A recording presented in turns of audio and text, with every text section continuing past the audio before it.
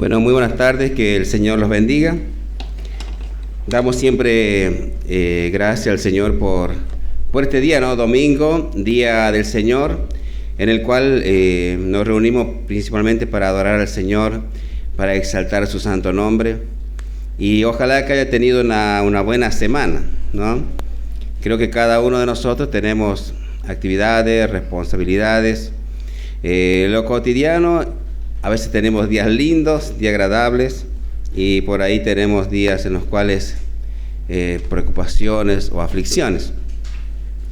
Y este día domingo es un día de descanso, un día que podamos reposar en el Señor y que podamos sentir esas caricias, ¿no? de nuestro Dios creador, el Dios del universo, el creador de todo lo que existe. Y nosotros, por supuesto, también somos su creación, somos sus criaturas. Por lo tanto, le debemos a Él la gloria, la honra. Así que nos podamos sentir en esa libertad de adorar al Señor con todo nuestro corazón. Como algunos decían, que dejemos nuestras preocupaciones, nuestras aflicciones y busquemos del Señor. Bueno, esta semana hemos tenido el discipulado, donde una de las versículos era de que por nada estemos preocupados, antes bien sean conocidas nuestras peticiones delante de Dios con acción de gracia, con ruego y súplica en el Espíritu, y la paz de Dios, que sobrepasa todo entendimiento, que ni siquiera lo podemos comprender, dice, guardará vuestros corazones y vuestros pensamientos en Cristo Jesús. Amén. Bueno, seguimos con el libro de Hechos de los Apóstoles, o los Hechos del Espíritu Santo, hablando acerca de la iglesia primitiva, del propósito de la iglesia, como sus comienzos después de que el Señor Jesús fue crucificado por causa nuestra, por causa del pecado, por causa de los pecadores. Requería derramamiento de sangre, un pacto que el Señor hizo, y por medio de nuestro Señor Jesucristo, quien murió por cuenta nuestra, podríamos decir, ¿no? Por supuesto que es así. De esa manera nos libró de la ira de Dios que está sobre los hombres, que es la ira del infierno, la paga del pecado, la paga por causa del pecado, que es la muerte eterna o el infierno, y Dios nos quiere librar a través de la persona de Jesucristo. Bueno, el libro de los Hechos, capítulo 8, vayan buscando su Biblia, por favor. Vamos a ver al versículo 26 al 40, y como título tiene El Salvador del Desierto. Busquemos nuestra Biblia y vamos a girar alrededor de ese texto para que lo podamos también memorizar. Y nuestro hermano pastor nos estuvo hablando acerca de Simón, el mago, aquel hombre que parecía un creyente, parecía una persona que amaba a Dios, pero sin embargo tenía un corazón totalmente endurecido. Solamente le interesaba poder comprar el poder de Dios para que de esa manera él pudiera obtener muchas ganancias. Pero sin embargo, Pedro le dice que perezca tu dinero junto contigo, con tus intenciones, y pidiendo de esa manera que oraran por él, para que todo eso mal no le viniese. Entonces le pone en claro de que el poder de Dios no es algo que se puede comprar, obtener de una manera, podríamos decir, corrupta, sino que hay una sola manera, que es a través de obedecer la palabra de Dios, de humillarnos delante de Él y que nuestros pecados sean perdonados. Amén. Bueno, vamos a orar y después vamos a tomar lectura. Y si tiene anotador, tiene Biblia por allí, si tiene la Biblia, remárquela, así se la recuerda y así la puede guardar en su corazón, en su mente. Papito Dios, en el nombre de nuestro Señor Jesucristo, le damos gracias, Señor, toda la honra, toda la gloria, que tu palabra, Señor, hoy leída, expresada y predicada, expuesta, Señor, sea tu Espíritu Santo el que traiga convicciones, Señor, a los corazones, de esta manera, para que podamos, como la iglesia primitiva, Señor, obedecerte, poner en práctica todo lo que nos has enseñado, Señor, y que podamos ser de bendición también para otras personas. Señor, gracias en el nombre de Jesús. Amén. Bueno, como para comenzar acerca de la iglesia primitiva, quiero leer unos textos primero, allí en Hechos capítulo 1, en el versículo 8, donde la ascensión de nuestro Señor Jesucristo les había dejado una tarea a los discípulos, a la iglesia en la que estaba comenzando, y dice así: pero recibiréis poder. Hechos capítulo 1 versículo 8, si quiere leerlo y anotarlo, yo voy leyendo. Pero recibiréis poder cuando haya venido sobre vosotros el Espíritu Santo, y me seréis testigos en Jerusalén, en toda Judea, en Samaria y hasta lo último de la tierra. Vamos al versículo 39 del capítulo 2, allí más adelante, donde Pedro en su sermón les habla acerca de que, dice, porque para vosotros, versículo 39, porque para vosotros es la promesa, y para vuestros hijos, y para todos los que están lejos, para cuanto el Señor nuestro Dios llamare, ¿no? Allí tenemos entonces las promesas, en primer lugar, que iban a ser testigos; en segundo lugar, que era para ellos, para los judíos, pero también para todas aquellas personas que el Señor llamase. Y más adelante en el versículo, capítulo 10,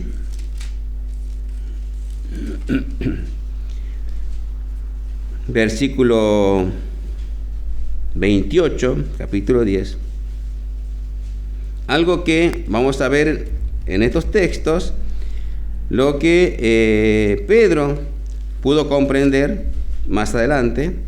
Dice en capítulo 10, versículo 28, y les dijo: vosotros sabéis cuán abominable es para un varón judío juntarse o acercarse a un extranjero, pero a mí me ha mostrado Dios que a ningún hombre llame común o inmundo. Bueno, sobre estos tres textos, o para ponerlo en contexto de lo que va a suceder aquí, vamos a tomar lectura. Por eso se llama este título El Salvador del Desierto. Y vamos a la primera parte, que está dividido en 4. La disposición, primeramente, del mensajero, versículo 26 al 29, lo vamos a leer, del capítulo 8, donde habla acerca del Felipe y el etíope, versículo 26 al 29. Un ángel del Señor habló a Felipe diciendo: levántate y ve hacia el sur por el camino que desciende de Jerusalén a Gaza, el cual es desierto. Entonces él se levantó y fue. Y sucedió que un etíope, eunuco, funcionario de Candace, reina de los etíopes, el cual estaba sobre todos sus tesoros, y había venido a Jerusalén para adorar, volvía sentado en su carro y leyendo al profeta Isaías. Y el Espíritu dijo a Felipe: acércate y júntate a ese carro.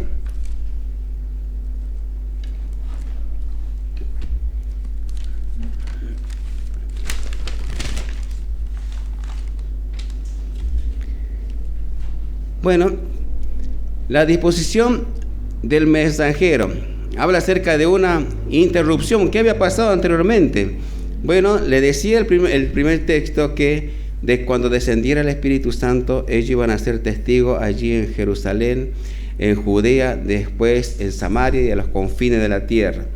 El Evangelio se empieza a extender, y en Samaria, como vimos en la predicación anterior, de que gran número de personas creyeron. Se recuerdan que Jesús, cuando está allí en el pozo de Jacob, que pasó por Samaria, encuentra allí a una mujer, la cual le pide que le dé agua, y ella le dice: ¿cómo siendo judío me pides agua a mí? Porque entre judíos y samaritanos no tenemos buena onda, podríamos decir. No los querían, además los odiaban y los despreciaban. Esto pasaba con el judío y el samaritano, porque el samaritano descendía de una, podríamos decir, una generación mixta que se había contaminado con otros pueblos, que el Señor les había prohibido que que se casasen con otros pueblos, sino que deberían casarse dentro del pueblo judío, dentro del pueblo de Israel, porque si se casaban con otras mujeres o hombres de otras naciones, lógicamente se iban a contaminar, iban a buscar otros dioses, ellos iban a adorar a otros dioses. Por lo tanto, el Señor, entonces Él le dice, bueno, pero la salvación viene de Jerusalén. Porque ella le pregunta a nuestros padres, dice, Jacob cavó este pozo para nosotros, y a nosotros nos dijeron que debemos adorar en este monte, mas ustedes dicen que tenemos que adorar en Jerusalén. Haciéndole esa pregunta, él le dice, te aseguro, mujer, que llegará la hora, y la hora es donde los verdaderos adoradores adorarán al Padre en espíritu y en verdad. Ya no tendrás que adorar en este monte, ni tampoco tendrás que ir a Jerusalén, sino que Dios iba a hacer algo maravilloso, ¿no? Entonces, de esta manera, allí en Samaria, uno de las provincias que está cerca de Judea, empezó a recibir el evangelio. Ahora, esa gente estaba, podríamos decir, medio preparada, donde va Felipe, o llamado el Felipe el evangelista, y donde muchas personas se convierten al Señor y son bautizadas. Tal es así que Simón se siente fascinado, podríamos decir contento, por lo que ve que el poder de Dios empieza a manifestarse, y él quiere también participar en ese movimiento, podríamos decir, espiritual, pero solamente para su propio beneficio. Entonces, allí hace una interrupción el Espíritu Santo, dice el texto, un ángel del Señor habló a Felipe diciendo, levántate y ve hacia el sur por el camino que desciende de Jerusalén a Gaza, el cual es desierto. Entonces,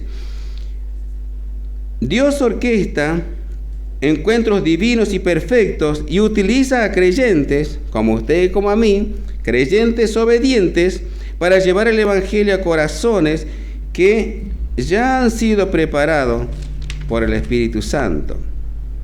Bueno, aquí el relato comienza con una interrupción divina, como le decía recién, en el ministerio de Felipe, quien venía de un gran avivamiento en Samaria. Vemos los versículos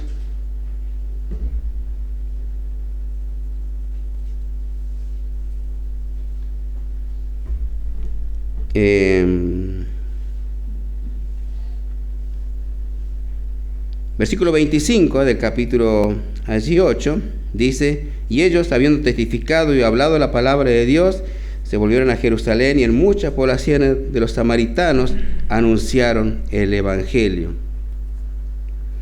Versículo 12, pero cuando creyeron a Felipe, que anunciaba el evangelio del reino de Dios y el nombre de Jesucristo, se bautizaron hombres y mujeres. Entonces, había muchas personas que estaban conociendo al Señor en aquel lugar, pero el Espíritu Santo el Señor tenía un plan, y tenía que utilizar a Felipe, sacarlo de ese lugar. Podríamos decir, alguien podría decir, bueno, pero hay muchas personas, vamos y predicamos el evangelio y muchísimas personas se juntan y siguen conociendo al Señor. Y alguien puede decir, pero ¿por qué me saca de acá para llevarme quizás tan lejos? Porque había una distancia bastante remota desde el lugar donde el Señor lo enviaba. Y aquí vamos a ver algo. Entonces, en primer lugar, una introducción divina en el ministerio de Felipe, quien venía de un gran avivamiento. Ahora, versículo 26, una obediencia ciega, ¿no? El ángel le dice que él se levante, que vaya, y él no cuestiona. Otra cosa más, dice el versículo 27, entonces él se levantó y fue, y sucedió que un etíope, eunuco funcionario de Candace, reina de los etíopes, el cual estaba sobre todo su tesoro, y había venido a Jerusalén a adorar. Si hay algo que le decía recién, que no había ese afecto, podríamos decir, es más, inclusive lo despreciaban. Posiblemente este eunuco era de un lugar lejano, posiblemente era de, ¿cómo se llama? Entonces en Israel había mucho racismo, y también por causa de la religión, entonces ellos no querían saber nada con ellos. No tan solamente este hombre era de otro pueblo, era de piel negra, podríamos decir, también es posible que sea de piel negra, y también era un hombre, era un eunuco, alguien que había sido castrado. Entonces estas personas no podían, era difícil que ellos pudieran adorar en el templo, porque estaban los mandamientos allí por el libro de Éxodo, seguramente lo vamos a ver, o por el libro de Deuteronomio, donde están las órdenes, quiénes eran aquellas personas que podían adorar al templo, y como que estas personas, podríamos decir, eran personas inmundas para el judío. Entonces, versículos 27 y 28, entonces él se levantó y fue, y sucedió que un etíope eunuco, funcionario de Candace, reino de los etíopes, el cual estaba sobre todos sus tesoros y había venido a Jerusalén para adorar, volvía sentado en su carro y leyendo al profeta Isaías, y el Espíritu dijo a Felipe: acércate y júntate a ese carro. Entonces Felipe no tan solamente él obedece, sino que también él no usa de prejuicios. Por eso les leía recién cuando Pedro dice en el texto allí de que porque para vosotros las promesas, para vuestros hijos y para todos aquellos o de lejos que pudieran venir, hablando acerca de nosotros, los que nos a cuánto Dios pudiera llamar para ellos o para todos es la promesa. En un principio Pedro no lo entiende, después lo va a entender más adelante en el capítulo 10 con Cornelio, donde él no quiere recibirlo. Entonces, si ustedes leyeron, dice que él está orando allí arriba del techo, orando, y de repente le aparece un lienzo con muchos animales, cuadrúpedos, reptiles, y entonces le dice el Espíritu Santo que mate allí, coma, y él dice: Señor, yo jamás he comido cosa inmunda. Y eso pasó 3 veces, y el Señor le dice: no llames inmundo lo que Dios ha limpiado. Por supuesto, después, allí el versículo que le había leído, él comprende realmente lo que Dios estaba haciendo. Dios no hace acepción de personas, a todos lo está llamando, o los llama. Entonces Felipe no duda en acercarse. Aplicación para este primer versículos: el evangelismo efectivo requiere salir de nuestra zona de confort y estar dispuesto a ir donde Dios nos envíe. Hay algo que Dios ha puesto en cada uno de nuestro corazón, de que si hemos sido salvados, hemos sido limpiados, nosotros tenemos que alcanzar el evangelio a otras personas también. ¿Y cuánto tiempo lo vamos a hacer? Hasta que cerremos los ojos, hasta que no tengamos más fuerza, o nos quedemos sin voz, o no sé, hasta que nos muramos, podríamos decir. Tenemos que seguir predicando el evangelio. Entonces, como aplicación, el evangelio efectivo requiere salir de nuestra zona de confort. Él estaba bien, estaba tranquilo, seguramente lleno de hermanos que lo ayudaban, que le daban de comer mientras él predicaba, pero sin embargo el Señor dice: no, tenés que ir a otro lugar, porque allí hay una persona que me necesita, que quiere saber de mí.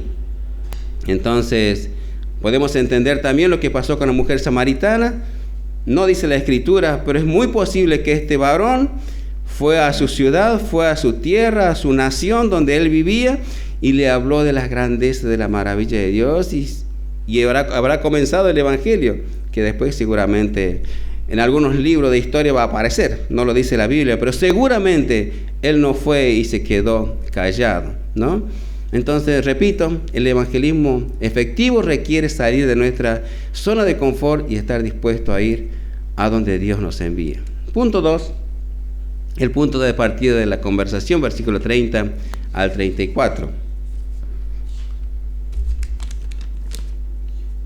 Dios había trabajado en el corazón del etíope, quien regresaba leyendo las Escrituras.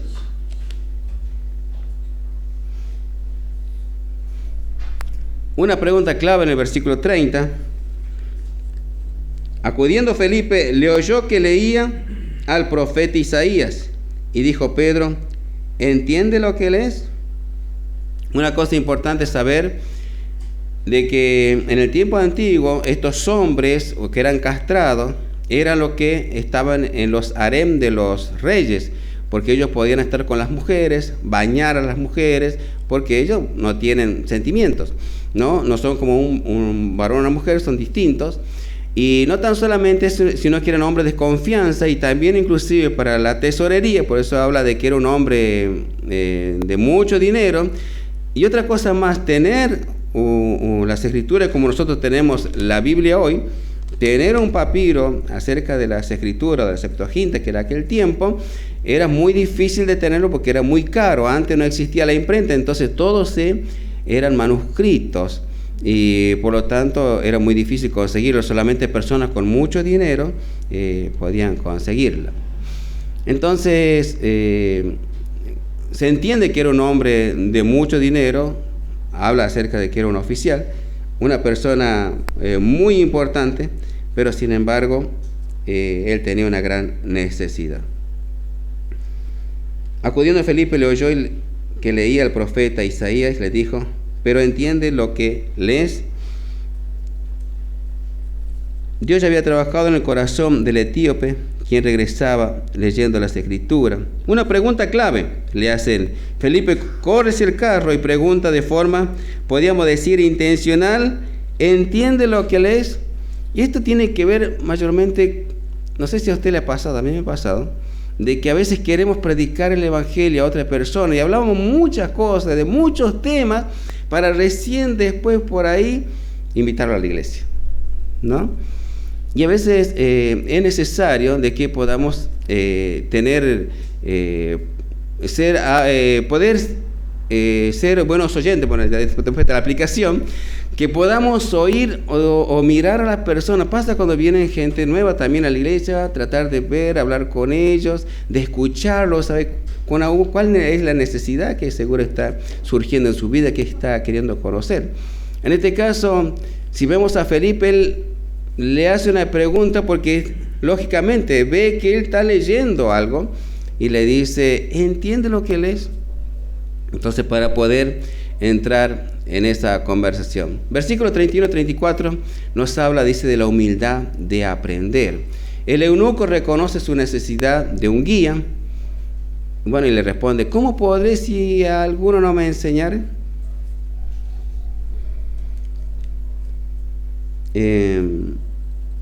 Entonces, él hace una pregunta intencional. El eunuco reconoce su necesidad de guía. ¿Cómo podré si alguno no me enseñare? Y estaba leyendo precisamente Isaías 53, versículos 7 y 8 del libro de Isaías, el pasaje acerca del siervo sufriente, ¿no? Una cosa importante aquí que se puede ver de que este hombre, este varón quería saber, quería entender, y le pregunta, mire el versículo, vamos a ver más adelante. Y dijo, ¿cómo podré si alguno no me enseñare? Y rogó a Felipe que subiese y se sentara con él. El pasaje de la escritura que leía era este. Como oveja, versículo 32, como oveja a la muerte fue llevado, y como cordero mudo delante del que lo trasquila, así no abrió su boca. En su humillación no se le hizo justicia. Mas su generación, ¿quién la contará? Porque fue quitada de la tierra su vida. Respondiendo el eunuco, dijo a Felipe, te ruego que me digas, ¿de quién dice el profeta esto? ¿De sí mismo? O sea, el mismo profeta hablaba de él, ¿o habla de algún otro? Entonces, en el corazón de él había humildad, podríamos decir, en el sentido de que alguien le enseñase, si esta escritura, ¿qué es? Es más, dice el texto que él venía de Jerusalén, venía de adorar a Dios, tenía el deseo, el anhelo de poder ser parte de los judíos seguramente, pero sin embargo era imposible que él pudiera pertenecer a eso. Por esa razón Dios, cuando le dice de que a Pedro que no llames inmundo lo que Dios ha limpiado. Entonces, esta aplicación, el texto nos enseña a ser buenos oyentes y observadores, ¿no? El evangelismo no es imponer un monólogo, sino identificar la necesidad espiritual de la persona y conectar con sus preguntas o actitudes o acciones que la persona pudiera tener. Punto número 3, en este texto vamos a ver el centro del mensaje. ¿Qué es lo más importante? Nos reunimos, cada vez que estudiamos la Escritura, nos reunimos a orar. Siempre hay un propósito, que no es tan solamente reunirnos, sino de que Cristo sea el centro siempre en nuestra vida. Cada reunión, es más, cuando tenemos la fiesta, tenemos una cena o un almuerzo, siempre el Señor es el centro, Él es el anfitrión, ¿no? Por supuesto, de cada reunión. El centro del mensaje, entonces, Jesucristo, dice el versículo 35, lo leemos. Entonces Felipe, abriendo su boca y comenzando, dice, desde la Escritura, mire lo que dice aquí, le anunció el Evangelio de Jesús. Si hay algo que la palabra, la Biblia es cristocéntrica. Cuando nosotros leemos todo el Antiguo Testamento, todo tiene que ver con el Señor. Son sombras, dice, de lo que había de venir. Hay muchas historias. Si usted lee la Biblia, es importante leer desde el Génesis hasta el Apocalipsis.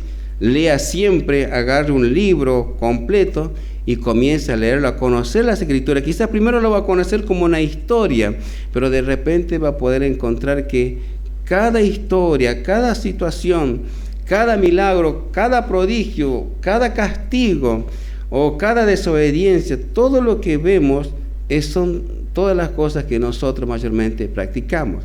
No hay nada que nos suceda en los cuales no esté escrito antes, ¿no?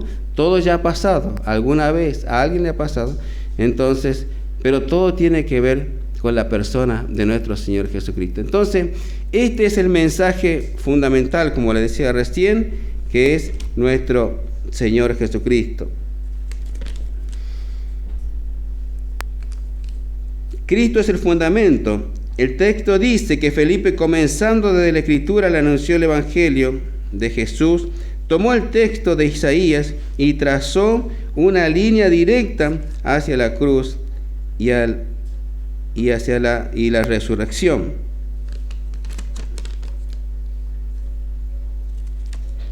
Aplicación. Todo esfuerzo evangelístico debe concentrarse en la persona y la obra de Jesús.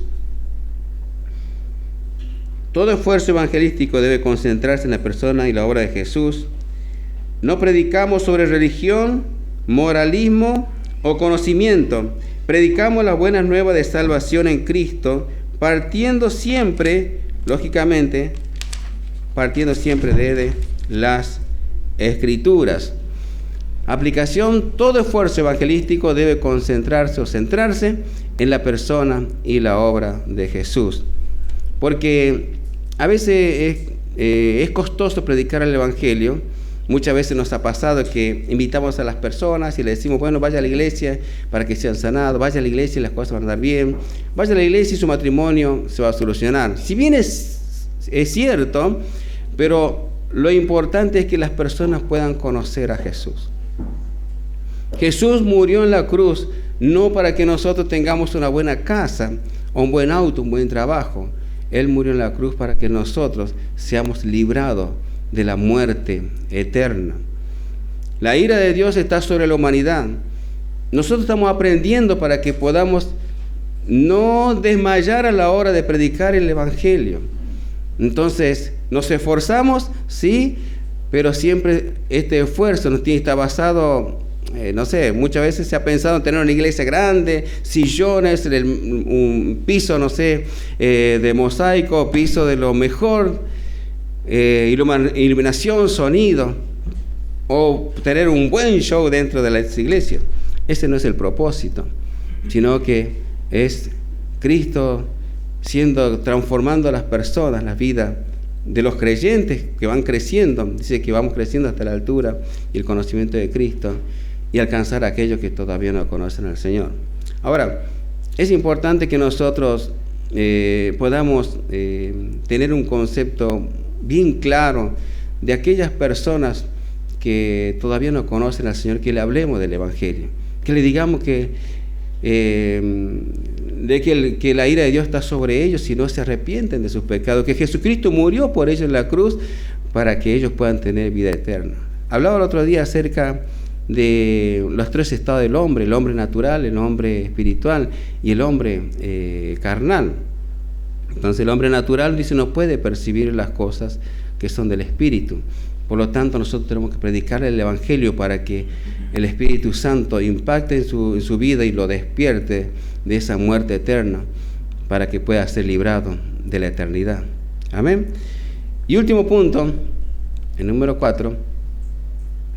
Mire lo que sucede después de haberle leído las Escrituras.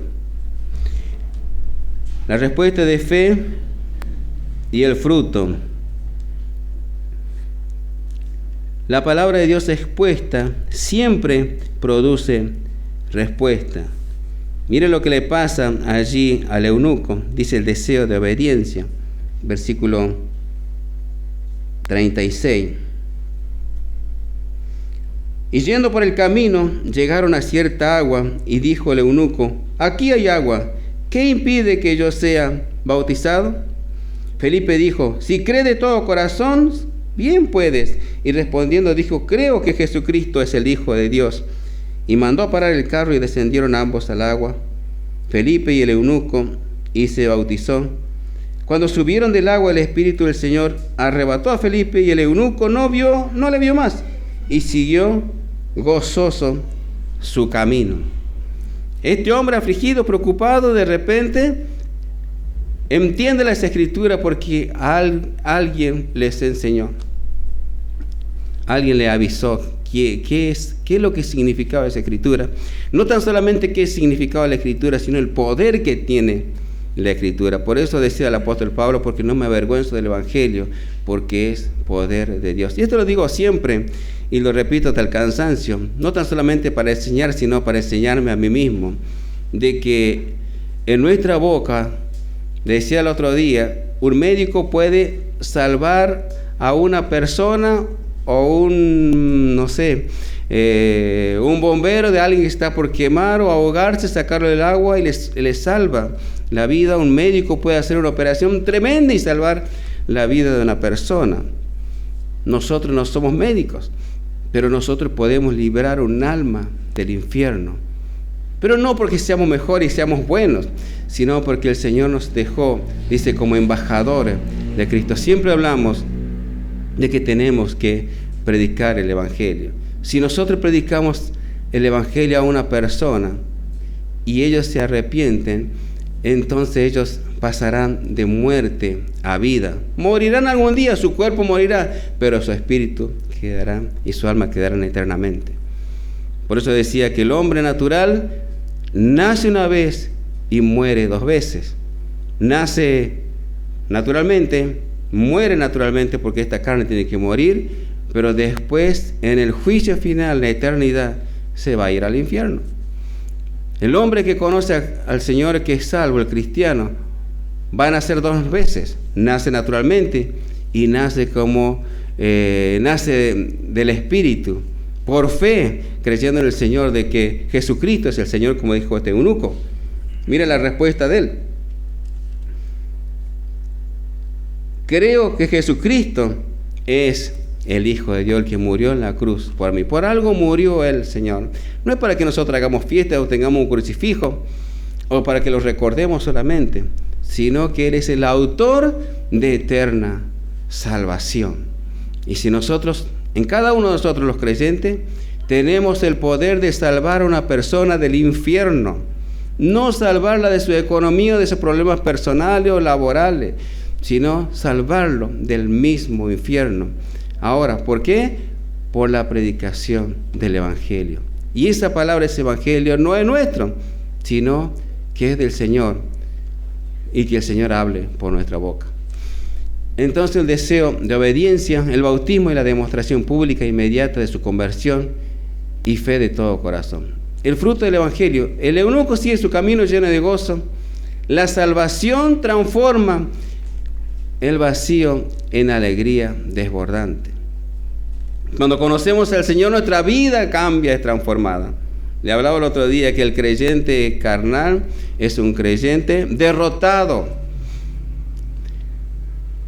Entonces, nosotros no tenemos que vivir en derrota, tenemos que vivir y sentir lo que él sentía. Dice que él iba gozoso, contento, y seguramente podemos entender, lógicamente, que a la nación, como le decía, al pueblo que él fue, que era muy lejano aparentemente, él les habrá hablado de las maravillas y le habrá dicho: este libro yo no lo entendía, pero alguien me lo explicó, y habla de Jesucristo, lo que pasó allí en Jerusalén, que todo el mundo sabe, todos conocen aquí.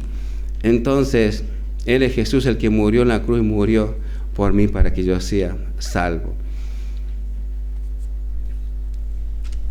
Amén. Versículo 40.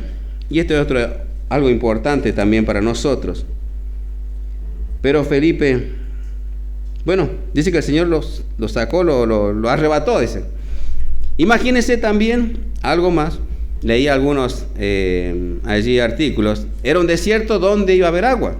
¿Cómo es posible que había agua allí? Ahora bien, nosotros cuando vemos la historia de nuestro Dios creador, Él puede surgir agua de donde Él quiera, ¿no? Por eso Él sana, Él cambia, Él transforma corazones. Dios sigue siendo el mismo. El Dios que abrió los mares, el Dios que hizo descender fuego del cielo, que hizo descender granizo, el que hizo venir las moscas, las ranas allí en Egipto, es el mismo Dios que hoy está aquí en este lugar. Por eso nosotros tenemos que tener respeto por el Señor, entender su soberanía, su grandeza, y que Él es nuestro Padre, nosotros somos sus hijos. Por lo tanto, le debemos toda la gloria, toda nuestra obediencia a Él por lo que Él es. Amén. Entonces, ¿cómo había agua en un desierto? El Señor tranquilamente pudo haber hecho un lago, un río o un estanque allí para que ese hombre pudiera bautizarse, porque seguramente le había sido negado ser bautizado con los judíos. Y por último, pero Felipe se encontró en Azoto y pasando anunciaba el Evangelio en todas las ciudades hasta que llegó a Cesarea. Continuidad de la misión. El Evangelio es un estilo de vida continuo. Y esto quiero recordárselo. Yo muchas veces también lo he razonado. ¿Será que tenemos que servir a Dios un tiempo? ¿Cuánto tiempo será que, como el trabajo, cuándo nos jubilaremos? No trabajamos un tiempo, sabemos que tenemos 30 años de servicio y nos tenemos que jubilar, listo, no trabajamos más, solamente disfrutamos. Nosotros los creyentes no nos jubilamos nunca. Sépalo siempre. Jamás piense que la tarea será solamente un tiempo y después descansará. No hay tiempo para descansar. Le decía que hoy somos un grupo de 20 personas, pero hay 500, 300 personas hoy en los clubes, allí en las calles, en las plazas, que no conocen al Señor.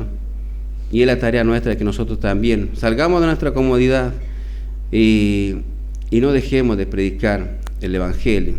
El Evangelio es un estilo de vida para nosotros, es parte de lo que trabajamos, tenemos nuestras responsabilidades, pero nuestra vida cristiana, nuestra vida de obediencia, de evangelismo, es algo cotidiano, algo de todos los días, o sea, hasta que nos muramos. Amén. Termino con esto. El mismo espíritu que dirigió a Felipe es el que opera hoy. Dios sigue preparando corazones en oficinas, no sé dónde usted trabaja, universidades, en los vecinos, en las escuelas, La pregunta no es si Dios quiere salvar a los perdidos. Dijo el Señor, no queriendo que ninguno perezca, sino que todos procedan al arrepentimiento. El apóstol Pablo estaba preocupado cuando vimos en Romanos por los judíos. Quisiera ir a mis hermanos, dice él. Quisiera ir y mostrarle las escrituras, lo que ellos ya saben, pero que no entienden de quién está hablando. Cuando le iba a mostrar lo que era el arca del pacto, la serpiente que estaba allí elevada en el desierto, le iba a hablar quizás de Jonás, porque 3 días estaba dentro de aquel pez. ¿Qué es lo que significaban todos esos sucesos allí en el desierto? Cada maravilla, cada prodigio del Señor.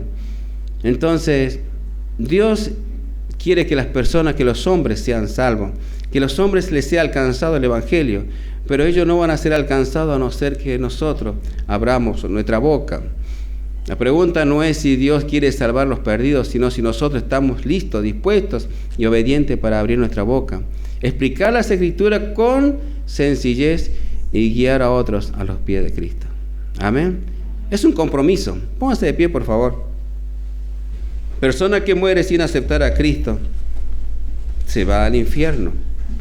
Y quizás a esas personas nosotros tenemos que haberle hablado a que Jesús murió por ellas, para que ellos no vayan a ese lugar feo. El lugar del infierno fue preparado para el diablo, para Satanás y sus secuaces.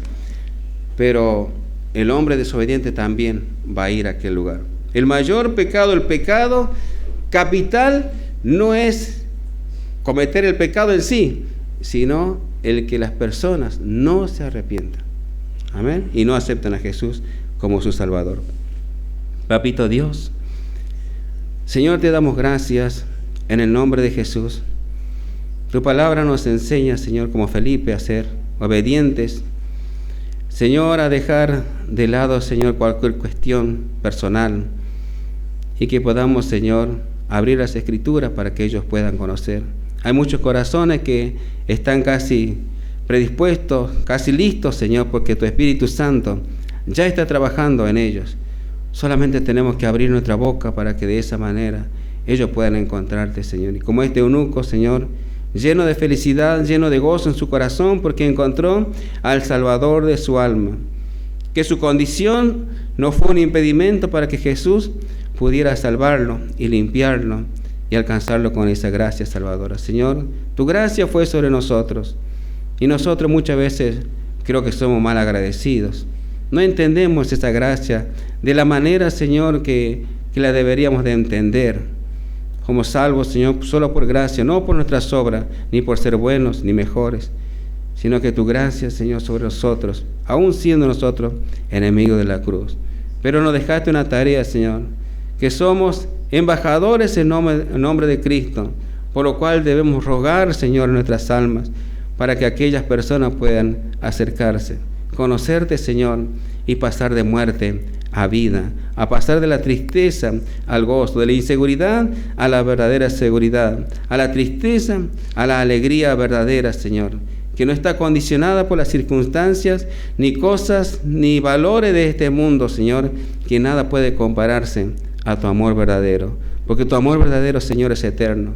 Señor, ayúdanos a serte fiel, a predicar el Evangelio, a abrir nuestra boca, a ser obediente como Felipe y poder, Señor, de esa manera alcanzar a otras personas, como tu palabra lo dice, que seremos testigos allí en Judea, en Samaria y hasta los confines de la tierra. Gracias, Señor, en el nombre de Jesús. Amén.